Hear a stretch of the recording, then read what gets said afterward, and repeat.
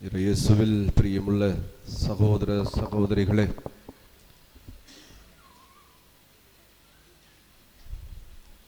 கணவன் மனைவி, கணவர் மிகவும் கஷ்டப்பட்டு ஒரு அழகான வீட்டை கட்டி முடிக்கிறார்.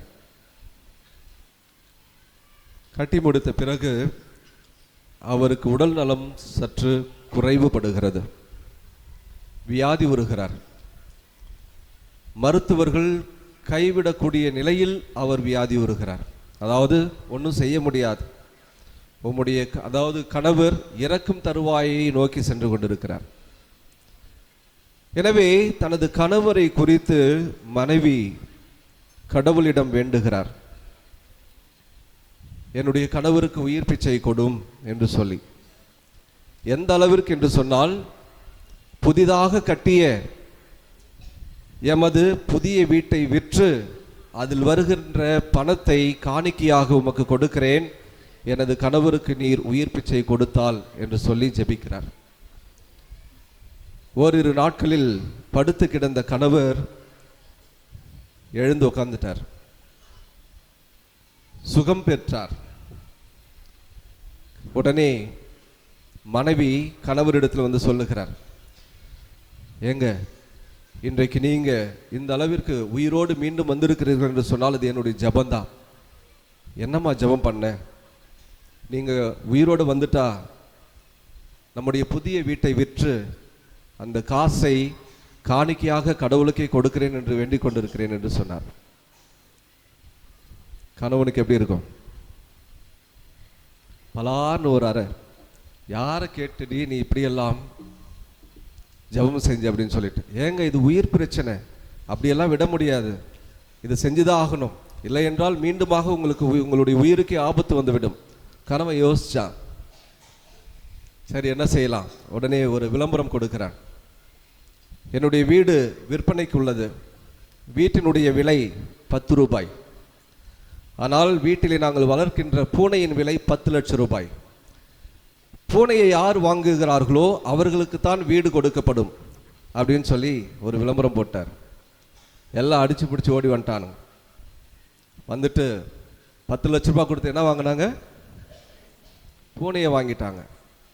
பூனையை வாங்குறவங்களுக்கு தான் வீடு கொடுக்கப்படும். 10 ரூபா கொடுத்து வீட்டையும் வாங்கிட்டான். அப்போ கணவனும் மனைவியும் கடவுள்கிட்ட வந்து, ஆண்டவரே, என்னுடைய மனைவி வேண்டியது போல வீட்டை விற்ற காசை உமக்கு காணிக்கையாக கொடுத்து விடுகிறேன். எவ்வளோ? 10 ரூபாய் போட்டான். பூனை விற்ற காசு 10 லட்ச ரூபா பாக்கெட்டில் வச்சுட்டு போயிட்டான். இது எதற்காக சொல்லுகிறேன்? இது ஒரு காமெடியாக இருக்கலாம். இன்றைக்கு பல்வேறு தேவைகளுக்காக நாம் இங்கே வந்திருக்கிறோம். கடவுளை தேடி வருகிறோம். எதற்காக? அன்னை மரியாளை தேடி வருகிறோம். எதற்காக?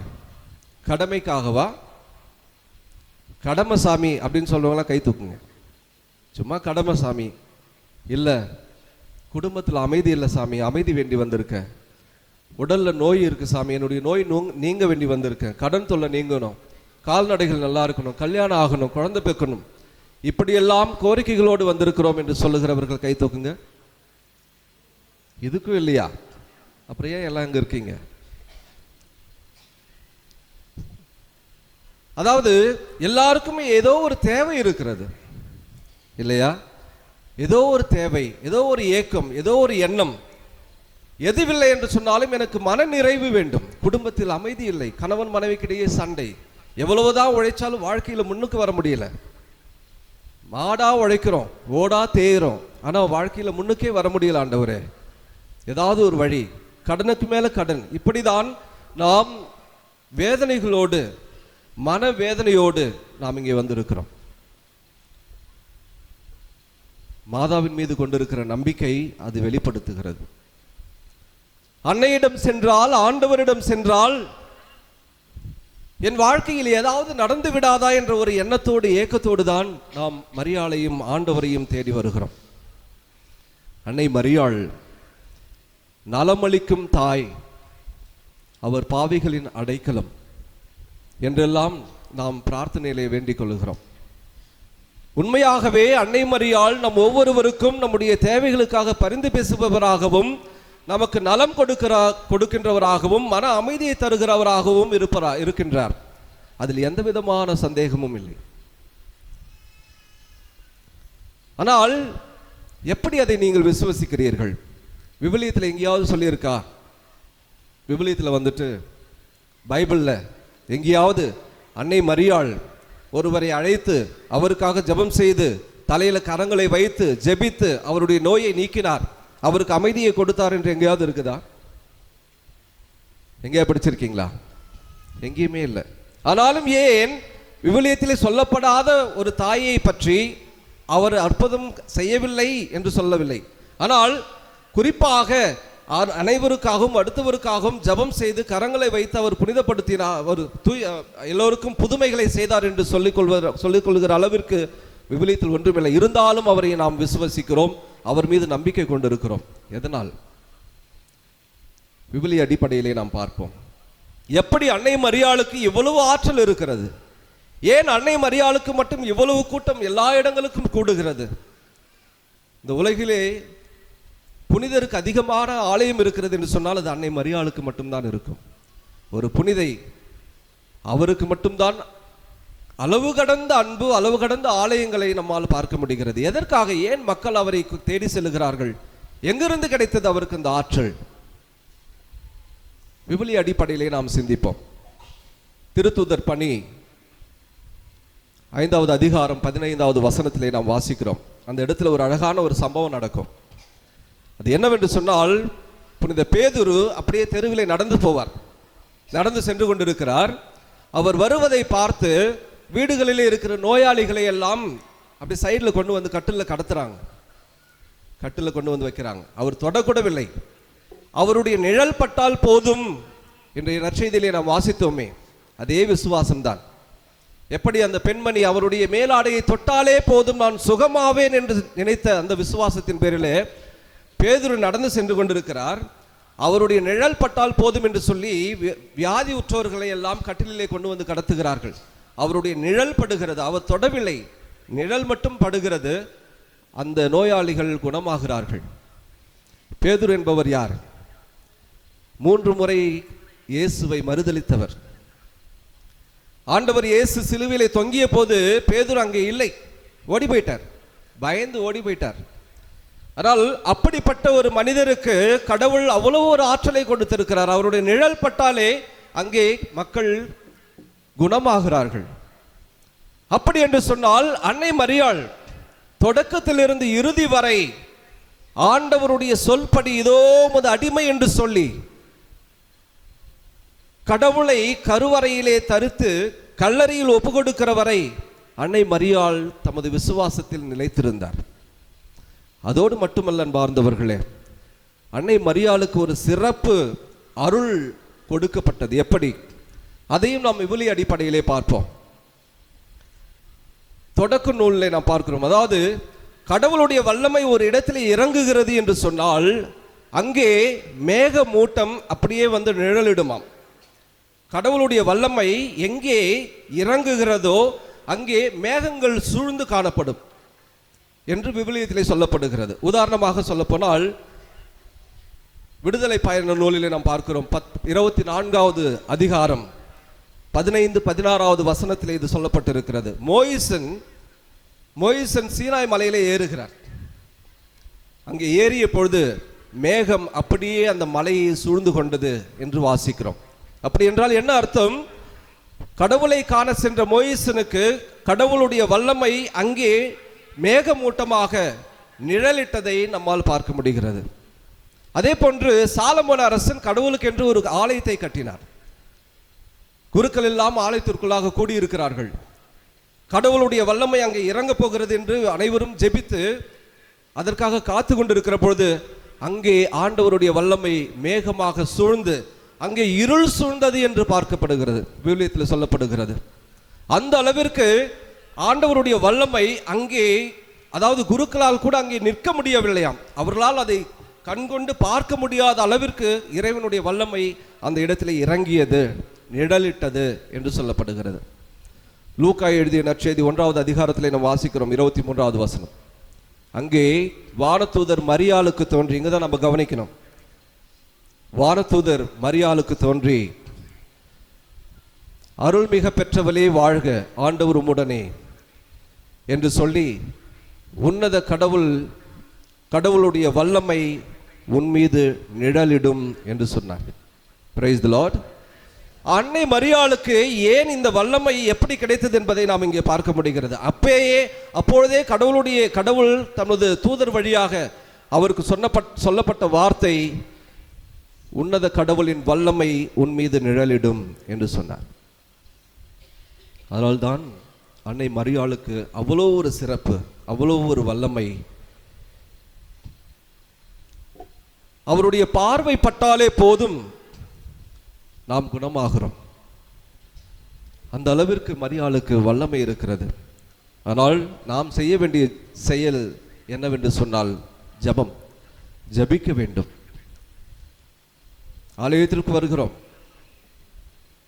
ஆனால் உண்மையாகவே மரியாளின் பிள்ளைகளாக ஆலயத்திற்கு மட்டுமல்ல நம்முடைய குடும்பங்களிலும் குடும்ப ஜெபம் செய்கிறோமா என்று சிந்தித்து பார்க்க வேண்டும். வரோம், நம்முடைய கடமையை முடித்து விடுகிறோம், வீட்டிற்கு செல்லுகிறோம். ஆனால் எவன் ஒருவன் உண்மையாகவே அமர்ந்து ஒவ்வொரு நாளும் ஜெபம் செய்கிறார்களோ, ஜெபிக்கின்றார்களோ, ஜெபமாலை செய்கிறார்களோ, அவர்களுடைய ஜெபங்கள் அங்கே கேட்கப்படுகிறது. அதில் எந்த விதமான ஐயமும் இல்லை. அதனால்தான் புனித ஜான் மரிய வியானி சொல்லுவார், அவர் சொல்லுவார், கடவுளை விட பெரியவர் ஒருவர் எனக்கு தெரியும். கடவுளை விட யார் பெரியவராக இருக்க முடியும்? அவர் சொல்றாரு, கடவுளை விட யார் பெரியவராக இருக்க முடியும்? ஆனால் அவர் சொல்றாரு, கடவுளை விட பெரியவர் ஒருவர் இருக்கிறார். அவர் என்ன தெரியுமா சொல்றாரு? கடவுள் இந்த உலகை ஆளுகிறார், கடவுள் இந்த உலகை ஆளுகிறார். ஆனால் எவன் ஒருவன் ஜெபிக்கின்றானோ அவன் அந்த கடவுளையே ஆளுகிறான் என்று சொல்லுகிறார் புனித ஜான் மரிய வியானி சொல்லுகிறார். எவன் ஒருவன் ஜெபிக்கின்றானோ அவன் அந்த கடவுளையே ஆளுகிறான். முடியாது என்று சொல்லுகிற கடவுளை கூட முடியும் என்று சொல்ல வைப்பது ஜெபம். அதைத்தான் காண ஒரு திருமணத்திலே நாம் பார்க்கிறோம். மரியாள் ஆண்டவரிடத்திலே போய் சொல்லுகிறார், மகனே ரசம் தீர்ந்து விட்டது என்று சொல்லி. இயேசு என்ன சொன்னாரு? நான் என்ன செய்ய முடியும் அம்மா, நான் என்ன செய்ய முடியும், எனது நேரம் இன்னும் வரவில்லை. அப்படின்னா என்ன அர்த்தம்? என்னால் முடியாதுன்னு சொல்றாரு இயேசு. அங்கே என்னால் முடியாது, எனது நேரம் வரவில்லை என்று சொல்லுகிறார். ஆனால் அங்கே மரியாள் சீடர்களை பார்த்து அவர் சொல்வதையெல்லாம் செய்யுங்கள் என்று சொல்லுகிறார். முடியாது என்று சொன்ன ஆண்டவர் இயேசு அங்கே தண்ணீரை ரசமாக மாற்றுகிறார். இதைத்தான் ஜான் மரிய வியானி சொல்லுகிறார், எவன் ஒருவன் ஜெபிக்கின்றானோ அவன் அந்த கடவுளையே ஆளுகிறான். முடியாது என்று சொல்லுகிற கடவுளை கூட முடியும் என்று சொல்ல வைப்பது ஜெபம். ஆக நம்முடைய வாழ்க்கையில் நாம் ஜெபிக்க கற்றுக்கொள்ள வேண்டும். வரோம், ஆலயத்திற்கு வரோம், எல்லா கடமைகளையும் செய்கிறோம். ஒவ்வொரு நாளும் குடும்பத்தில் அமர்ந்து நீங்கள் ஜெபம் செய்து பாருங்கள், ஜெபமாலை சொல்லி பாருங்கள். அப்பொழுது உங்களுடைய வாழ்க்கையில் மாற்றம் இல்லை என்று சொன்னால் நீங்கள் கிறிஸ்துவராகவே இருக்க வேண்டாம், போயிடலாம். நடக்கும். மரியாள் விடமாட்டார். ஏனென்றால் என் பிள்ளைகளுக்காக என்று வாழ்கிறவர் அன்னை மரியாள். என் பிள்ளை ஜெபிக்கிறான், என் மகள் ஜெபிக்கிறாள் என்று சொல்லி தனது மகனிடத்திலே பரிந்து பேசுகிறவள் தான் அன்னை மரியாள். ஜெபமாலையினுடைய வல்லமையை பற்றி நாம் பேசுகிற பொழுது புனித சுவாமிநாதர், மரியாள் முதலாக ஜெபமாலையை ஜெபிக்க எல்லோருக்கும் சொல்லித்தர வேண்டும் என்று சொன்னது யாரிடத்தில் என்று சொன்னால் புனித சுவாமிநாதர் இடத்தில் தான். அவரிடத்தில் சொன்னார், ஜெபமாலையை எல்லோருக்கும் சொல்லிக் கொடுங்கள் என்று சொல்லி, பாவிகள் மனமாறுவதற்காக ஜெபம் செய்ய சொல்லுங்கள் என்று சொல்லி மரியாள் அவருக்கு காட்சி கொடுத்து சொல்லுகிறார். அப்போ ஒரு சம்பவம் நடக்கிறது. சுவாமிநாதர் ஜெபமாலை எடுத்துக்கொண்டு ரோமை நகரிலே வந்து ஜெபித்து கொண்டிருக்கிறார். அங்கே கத்திரனாள் என்ற ஒரு பெண்மணி, அவள் எப்படிப்பட்டவள் என்று சொன்னால் பாவம் செய்கிறவள், விபச்சாரம் செய்கிற ஒரு பெண்மணி இந்த சுவாமிநாதரை பார்க்கிறார். இவர் என்ன ஏதோ ஒரு மாலையை வைத்துக்கொண்டு ஜெபித்து கொண்டிருக்கிறார், என்னதான் செய்கிறார் என்று சொல்லி அதை உற்று நோக்குகிறார்.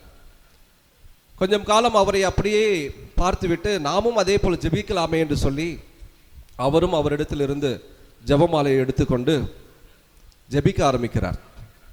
அவர் ஜெபித்தாலும் கூட தன்னுடைய பாவ வாழ்க்கையை விடவில்லை. அவர் தொடர்ந்து ஜெபிக்கிறார், ஆனால் பாவ வாழ்க்கையை விடவில்லை. ஒரு நாள் அவர் வீட்டில் இருக்கிற பொழுது அவர் வீட்டிற்கு முன்பாக ஒரு இளைஞன் நடந்து வந்தாராம். அந்த பெண் அந்த இளைஞரை பார்த்தார். அந்த இளைஞர் அவ்வளவு அழகாக இருந்தாராம். இதுவரை அப்படிப்பட்ட ஒரு அழகான ஒரு இளைஞரை அந்த பெண் கத்ரீன் அம்மாள் பார்க்கவே இல்லை. அந்த வாலிபனை தான் அடைய வேண்டும் என்று நினைத்த கத்ரீனாள் தனது வீட்டிற்கு அழைக்கிறார். வீட்டிற்கு சென்ற அந்த இளைஞன், எனக்கு பசியாக இருக்கிறது, கொஞ்சம் உணவு தருகிறீர்களா என்று கேட்டாராம். உடனே அவரும் சரி ஓகே அமருங்கள் என்று சொல்லிவிட்டு ஒரு பிளேட் அவருக்கு முன்பாக வைத்துவிட்டு தன்னிடத்தில் இருந்த உணவை கொண்டு வந்து பரிமாறுவதற்காக அந்த தட்டை பார்க்கிறார், அந்த பிளேட்டை பார்க்கிறார், தட்டை பார்க்கிறார். அது சில்வர் பிளேட்டு. அதிலே அந்த பெண்ணானவள் கண்டது என்ன தெரியுங்களா? ஆண்டவருடைய அந்த கோர முகம், கடவுளுடைய அந்த கோரமான முகம், ஆண்டவர் இயேசுவினுடைய கோரமான முகம், அந்த கலை இழந்து போன அந்த முகமானது அந்த தட்டிலே தெரிந்ததாம். அந்த பெண்மணி அந்த தட்டை கீழே வைத்துவிட்டு இந்த இளைஞனை பார்க்கிறார். அங்கே அந்த இளைஞன் இல்லை, மறைந்து போனார். அப்படி என்றால் அங்கே வந்தது யார்? இயேசுவே அங்கே வந்தார். பாவ வாழ்க்கையில் வாழ்ந்து கொண்டிருந்தார். தான் திருந்த வேண்டும் என்று நினைத்து திருந்த வேண்டும் என்பதற்காக ஜெபம் செய்ய ஆரம்பித்தார். இறுதி வரை அவரால் முடியவில்லை என்று சொன்னாலும் அவரை பாவத்திலிருந்து விடுவிப்பதற்காக ஆண்டவர் இயேசுவே மனித உறவில் இறங்கி வந்து அவரை மாற்றினார். அதன் பிறகு தன்னுடைய பாவ வாழ்க்கையை எல்லாம் விட்டுவிட்டு ஜபம் ஜபம் ஜபம் ஜபமாலை செய்வது என்று சொல்லி இறுதியிலே இன்றைக்கு அவர் புனித கத்ரீனாளாக உயர்த்தப்பட்டிருக்கிறார் திரு அவையினால். ஜபத்தினுடைய வல்லமையை பாருங்கள். எனவே அன்னை மரியாள் இன்றைக்கு நம் ஒவ்வொருவருடைய தேவைகளையும் அறிந்தவராக இருக்கிறார். தாய் உள்ளம் படைத்தவர். எந்த தாயாவது தன்னுடைய பிள்ளைகள் அழுவதையும் பார்த்து கொண்டிருப்பார்களா? சொல்லுங்க. ஒரு குழந்தை அழுகிறது என்று சொன்னால் முதலில் ஓடுகிற உள்ளம், முதலில் துடிக்கிற உள்ளம் எதுவாக இருக்கும்? தாயினுடைய உள்ளமாகத்தான் இருக்கும். நம்மை போன்ற சாதாரண தாய்மார்களுக்கு அவ்வளோ ஒரு ஆற்றல், அவ்வளோ ஒரு அன்பு இருக்கிறது என்று சொன்னால் உலகிற்கே தாயாக, கடவுளுக்கே தாயாக இருக்கிறவளுக்கு நம் மீது எவ்வளவு அக்கறை இருக்கும் என்று சிந்தித்து பாருங்கள். எனவே அன்பார்ந்த சகோதர சகோதரிகளே, இந்த 9 நாட்கள் நவநாள்கள் எடுக்கிறோம். 9 நாட்களும் தவறாமல் இந்த திருப்பலியிலே கலந்து கொள்ளுங்க. இன்றைக்கு இருக்கிற இந்த கூட்டம் நாளைக்கு இருக்காது, எனக்கு நல்லாவே தெரியும். அவ்வளவுதான் நம்மளுடைய விசுவாசம். இன்னைக்கு கொடியை பார்க்க வந்தோம், அப்படியே இருந்துட்டு போயிடுவோம். நாளைக்கு இவ்வளவு பேர் இருப்பீங்களா? சந்தேகம்தான். ஆனால் இந்த 9 நாட்களும் தவறாமல் நீங்கள் இந்த திருப்பலியிலே கலந்து கொண்டு ஜபமாலையை சொல்லி ஒரு காரியத்திற்காக, ஒரு காரியம் இல்லை, அது 1000 காரியமாக இருக்கட்டும், உன்னுடைய தேவை எதுவாக இருந்தாலும் சரி, அந்த தேவைக்காக 9 நாட்களும் நீங்கள் தவறாமல் உறுதியாக விசுவாசத்தோடு இந்த ஜபமாலையை சொல்லிக்கொண்டு இந்த திருப்பலியிலே நீங்கள் பங்கெடுத்தீர்கள் என்று சொன்னால் நிச்சயமாக அதனுடைய பலனை நீங்கள் பெறாமல் போக மாட்டீர்கள். எனவே அன்பார்ந்த சகோதர சகோதரிகளை, தொடர்ந்து மரியாளின் மீது கொண்டிருக்கிற விசுவாசத்தில் நாம் நாளுக்கு நாள் வளருவோம். ஆண்டவர் மீது கொண்டிருக்கிற விசுவாசத்தில் நாளுக்கு நாள் வளருவோம். அப்பொழுது வாழ்க்கையில், நம்முடைய வாழ்க்கையில் அது எப்பேற்பட்ட பிரச்சனையாக இருந்தாலும் சரி, எவ்வளவு கஷ்டங்களாக இருந்தாலும் சரி, அவை எல்லாவற்றையும் பனி போல மறைந்து போக செய்கிறவர் நம் ஆண்டவரும் நம் அன்னை மரியாளும். எனவே அவர்கள் மீது நம்பிக்கை கொண்டு வந்திருக்கிற நம் ஒவ்வொருவரையும் தொடர்ந்து இந்த பலியிலே இறைவன் அன்னை மரியாள் வழியாக ஆசீர்வதிக்க வேண்டும் என்று சொல்லி ஜெபித்து இந்த திருப்பலியிலே பங்கெடுப்போம். ஆமென்.